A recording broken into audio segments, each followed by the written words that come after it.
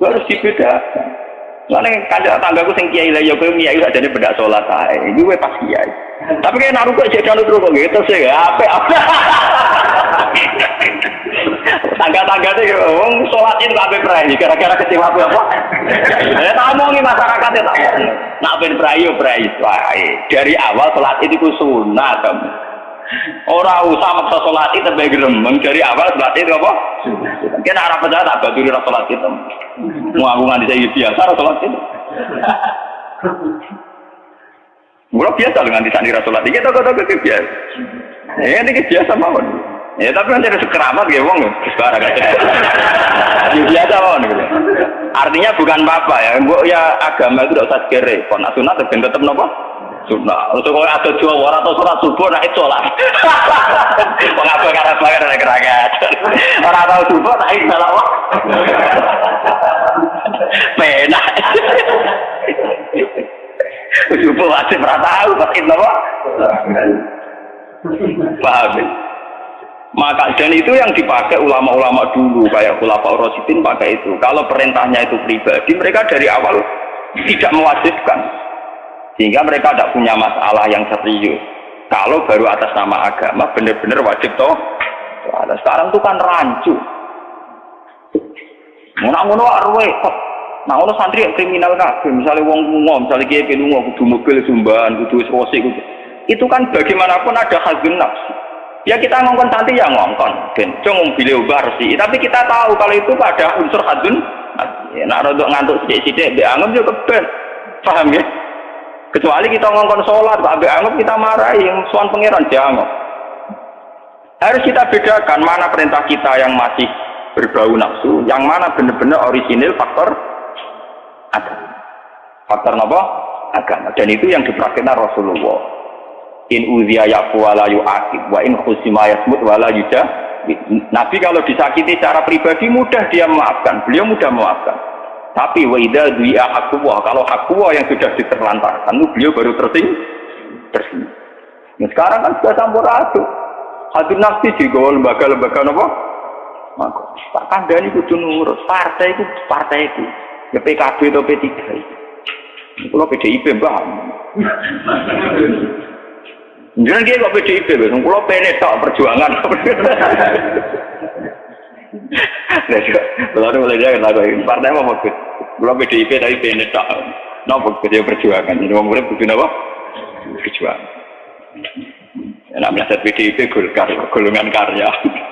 Kau ngalim itu sering berkarya. Mohon kalau terusakan. Dan ini sing termasuk antike Dawe Senawi Banten. Wa idon anak amal umarok wasaten mauqufatun ala fatwal ulama. Jadi sing sederhana aja.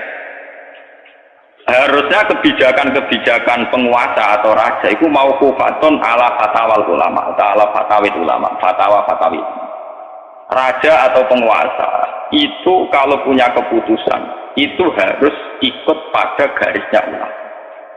Ya kalau bolak-balik masuk. Sekarang yang merupakan garis ulama dalam konteks bernegara itu apa? Ini kalau ngomong sensitif ya. Yang kaitannya ulama dengan negara dalam konteks negara yang kayak Bhinneka Tunggal Ika itu apa? Ini pancen repot. Misalnya begini. Kita punya Ambon, punya Maluku, kita punya NTT. Ketika dipaksakan dulu piagam Jakarta yang memaksakan syariat Islam, tentu mereka akan menantang keluar dari Indonesia, NTT dan apa? Ambon, Irian Jaya. Yang kayak begitu itu tidak fatwanya ulama, itu sudah masalah bernegara. Nah, kalau nanti tanggal kiai-kiai cara jenengan seperti itu. Misalnya Indonesia memaksakan penerapan syariat Islam. Syariat Islam yang mana?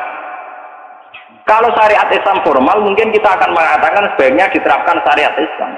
Tapi termasuk syariat Islam adalah menjaga peluang dakwah, ini catat.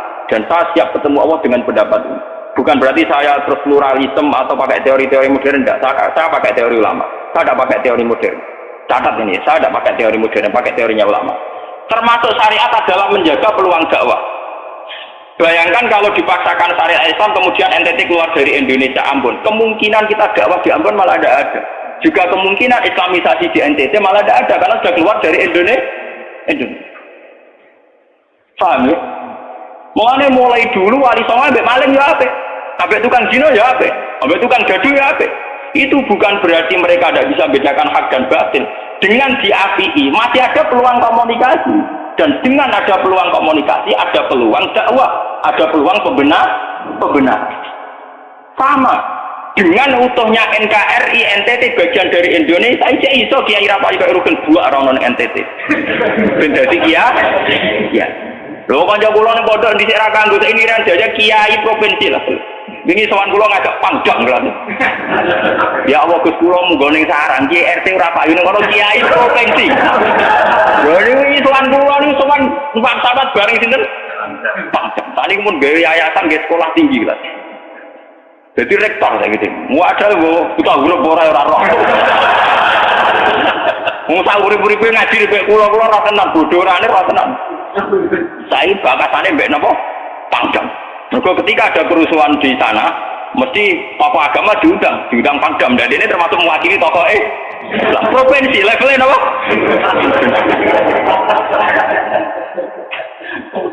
Artinya logika sehat kita. Kalau kita memaksakan syariat Islam formal malah NTT lepas, itu kan berarti tidak ada kesempatan toh dengan tidak lepas, toh kita bukan berarti tidak ingin dakwah, kan tetap ingin apa? Mana bojo ngecewakno lae aja pegat. Nak ra mbok pegat ana kesempatan dan nek kena wong ra iso.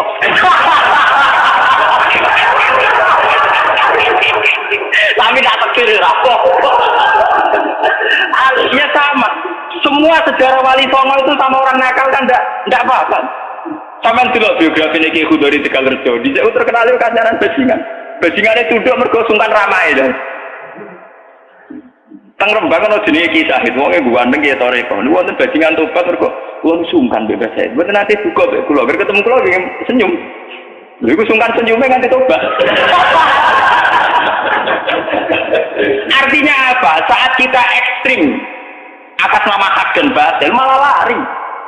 Toh teori itu ya diakui Quran walaupun tafazzan ghalidul qalbi lan faddu min hawli. Toh teori itu juga tidak jauh-jauh dari aturan Islam. Meskipun kita juga punya teori yang lain karena ini tidak selamanya berjalan lancar. Kadang gue kancanan nakal ya bela nakal tenang. Kancanan nonde ya patut tenang. Selingkuh tenang. Sebab itu ya ben sing oleh FPI ya keben ekstrem ya keben. Nyatanya pribumisasi kadang ya katut tenang. Wong Gus kancanan nakal kadang tinakali ora anut Gus, kadang Gus katut sing nakal. Malah jadi rocker. Dari sisi pertama dakwah dibeli Gus sing melok nyanyi. Ora kok sing grup band malah wiridan malah. Artinya kan metode apapun kan tidak semuanya jalan lancar, tapi kita atas nama manhaj metode kita seluas mungkin punya wacana terus kita punya banyak pilih.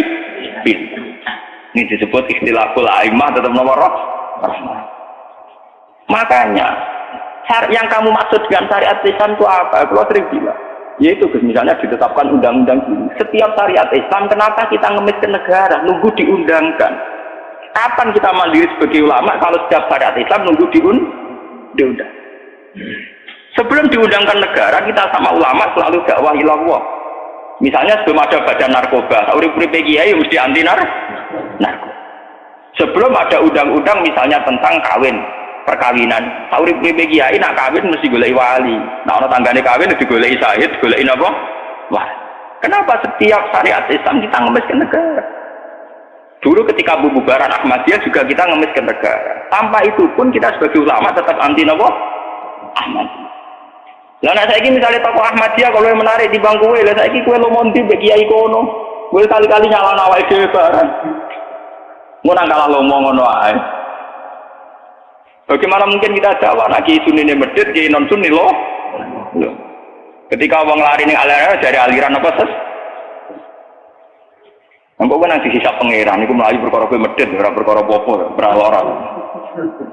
Paham nggih? Ini masalah. Makanya kalau baleni malih ya.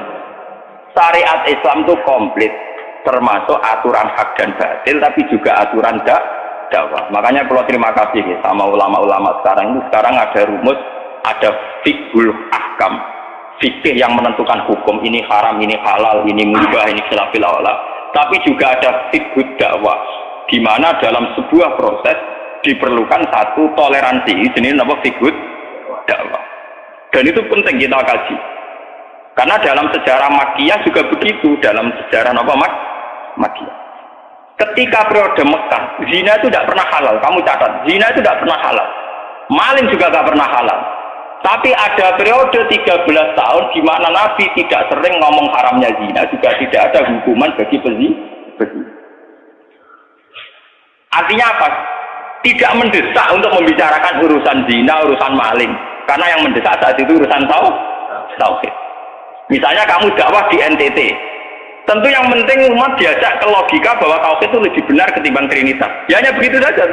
Kamu tidak mungkin langsung masuk ke urusan zina, maling, gento dan sebagainya. At-tadrid fi sunnah, proses dalam sunnah itu juga penting. Ini tahapan-tahapan dalam proses Lah fatwa ulama itu termasuk fatwa yang begini-begini ini. Makanya dalam semua sejarah wali ini catat, mesti ono ulama formal, ono ulama sing ora formal. Dhisik ono ulama sing pro syariat kayak Sunan Kudus. Selawase ra cocok dengan Kali Joko. Kok Kali Joko pokoke wong Islam wis bener, mulane penggemar Yojo-yojo. Termasuk ora usah salat dari salate Mbak Kali. Atine wis salat. Suara kan boyo lali Solo 3 Klaten Jogja mbok kono. Sunan Kudus kafir cara dene. Selawase ra cocok. Ya tapi bagaimanapun, bagaimana mendakwai orang Islam kawasan Jogja, Klaten, Solo, golongannya tinggir, kalau tidak model Kali Joko. Nyatanya ya tetap saya Islam pirang-pirang, sing sholat ya sakeh. Paham ya? Itu dulu masalah betul. Sunan Kudus kiai fikih. Bahkan ulo untuk cerita ya, dari lesan ke lesan dari para kiai. Sunan Kali Joko selawase tukaran terus be Sunan Ainul Yakin. Ke sisi tok ape gawe dakwah nganggo macang tengul. Napa jenenge wayang napa? Tengul. Wayang tengul lak bentuke fisik wong, koyo patung. Haram. Keman suara sorotan udiba kok ngekek nyawa barang jero kiai kuno kan ngene. Akhirnya tukaran. Kali Joko sadar itu metode efektif. Walhasil akhirnya disuwarno kiai sepuh zaman itu Sunan Kudus, Sunan Ampel, terus ditenani ya saiki sedengan wayang kulit. Mergo wong gepeng ora urip. Ya tetep ana wayang tapi kulit. Artinya itu ya gepeng lah, artinya kan gak anak ora urip itu kan ora perlu kon ngekeki nyok. Iku tengah-tengah. Lah Sunan Kali Joko muni syahadat kan yo ngemok. Munine tekaten. Muni kalimat syahadat lho mo, muni kalimat to. Saking jawanisasi napa Baik dene yakin putih ku sunat ya nganggone ireng terus. Kabeh foto wali songo putih kecuali Kali Joko. Dari Pak Bionto napa? Kusumo. Yang tangga kula, bapak kula tukuan Kali Joko tukuan. Wong kula nate diburu tiang-tiang gara-gara terkenale bapak kula di warisan Pak Bionto Kusumo. Saiki warisan kula itu tamune kata. Golek kabine sinten Sunan. Jaman kula enak mun tak dol lah ngopi ya.